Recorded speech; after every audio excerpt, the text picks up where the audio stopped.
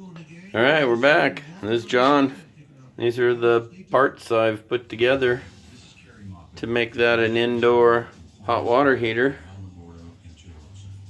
Bent up some stainless steel, let the heat out.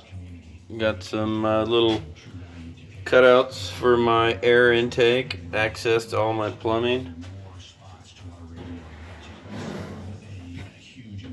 And it's all gonna fit in here. Cut a little exhaust hole up above, air intake down below, little air box built in. Seal this up, insulate the top, and yeah, hopefully that'll make a good little addition. I'll put it all together and we'll test fire it outside. Talk to you guys later.